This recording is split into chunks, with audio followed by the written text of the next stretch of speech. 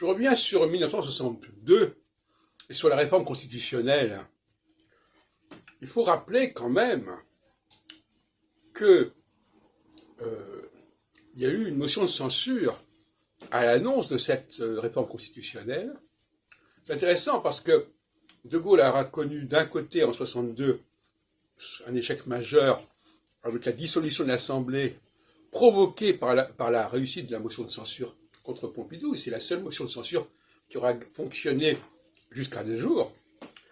Et d'autre part, il y aurait eu effectivement ce référendum sur la réforme des institutions qui aura en 69 provoqué le départ de De Gaulle, 7 ans plus tard.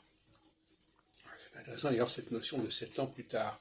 Et donc en 62, si la motion de censure a fonctionné, c'est qu'il y avait une opposition très large contre le projet d'une élection du président au suffrage universel.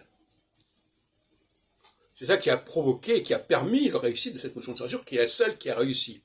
Ce qui montre bien que le Parlement était parfaitement conscient des dégâts que pouvait produire cette réforme constitutionnelle, qu'aujourd'hui on considère comme normale, comme faisant partie de l'esprit d'origine de la Constitution de la Ve République, alors que c'est faux, puisque en 62, on était encore très opposé à cela. Et en 58, De Gaulle n'a pas été élu au suffrage universel. Bon.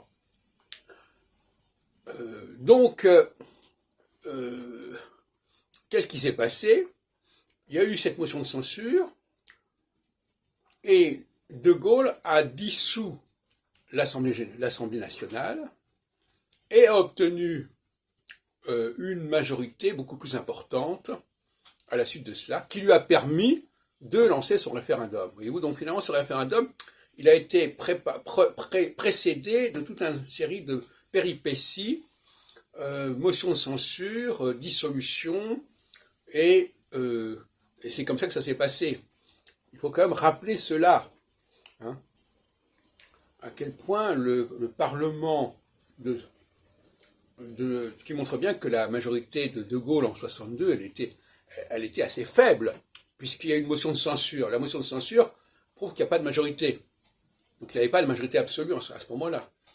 Je rappelle que c'est exactement ce qui se passe actuellement avec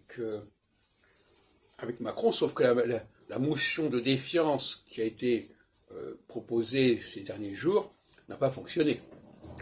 Donc il n'y avait pas le même consensus contre Macron qu'il y en a eu contre De Gaulle en 62.